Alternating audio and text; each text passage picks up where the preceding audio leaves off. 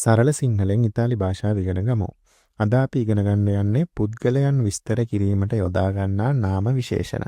නාම විශේෂණයක් කියන්නේ යම්කිසි පුද්ගලයෙකුගේ තියෙන ගුණාංගයක් වැඩි දියුණු වෙන විදිහට එහෙම නැත්නම් හයිලයිට් වෙන විදිහට කියන්න ඕන නම් උදාහරණයක් විදිහට අසංක කියලා කියනවට වඩා අසංක උසයි. උසයි කිව්වහම නාම විශේෂණයක්. අර අතන ඉන්න උස අසංක අන්න ඒ වගේ අපිට පාවිච්චි කරන්න පුළුවන්. නාම විශේෂණ ටිකක් අපි අද ඉගෙන ගමු.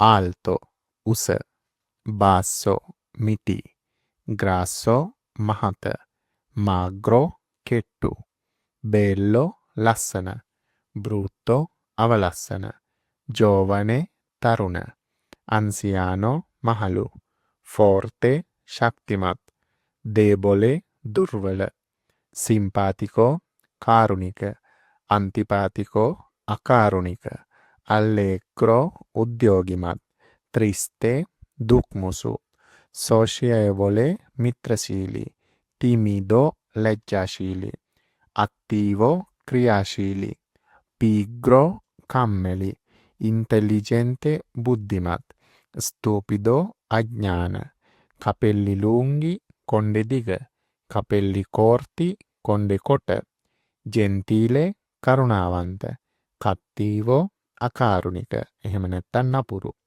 කොරජ්ජෝසෝ ධෛර්යවන්ත, තිමොරෝසෝ බියගුළු, ජෙනෙරෝසෝ නිර්ලෝභී, එගෝයිස්තා ආත්මාර්ථකාමී. මෙන්න මේ වගේ නාම විශේෂණ යොදාගෙන අපිට පුද්ගලයෙකුගේ ලක්ෂණය එහෙම නැත්නම් ඒ පුද්ගලයාගේ පුද්ගල ස්වභාවය වැඩි දියුණු කරලා කියන්න පුළුවන්.